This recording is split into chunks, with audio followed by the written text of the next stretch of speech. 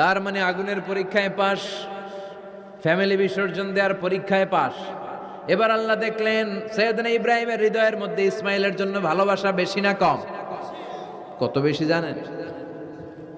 সৈয়দনা ইসমাইল যখন দুনিয়াতে এসেছে তখন সৈয়দনা ইব্রাহিম আলাইহিস সালামের বয়স ছিল 86। কত? আপনাকে বাগেরহাটে 86 বছর বয়সে কারো বাচ্চা কাচ্চা হয়?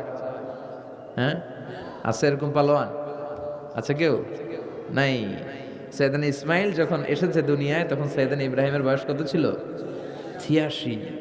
তার মানে 86টা বছর আল্লাহর কাছে কাঁদছে আর দোয়া করছে, আল্লাহ একটা সন্তান দাও দাও দাও, দেয় নাই। 86 বছর বয়সে যে সন্তানটা দিল, ওই সন্তানের প্রতি মায়া, দরদ, মোহব্বত, ভালোবাসা বেশি না কম?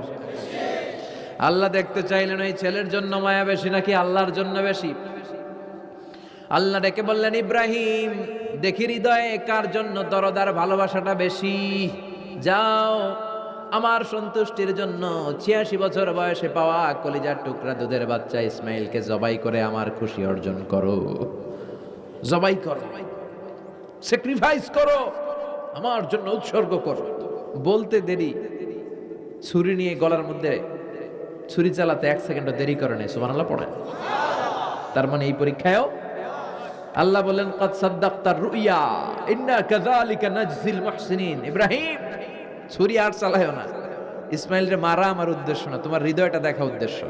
এই ইসমাইল মরে গেলে তো সব ঘটনা উলট পালট লেগে যাবে, কারণ আখিরি জামানার পয়গম্বর বিশ্বনবী মুহাম্মদ রাসূলুল্লাহ ইসমাইলের বংশে পৃথিবীতে আগমন করবে। চিল্লা এখন ঠিক কিনা?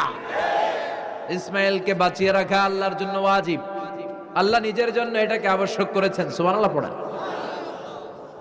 Could you imagine কি স্যাক্রিফাইস তিনি করেছেন? প্রতিটা পরীক্ষায় পাস। পরীক্ষা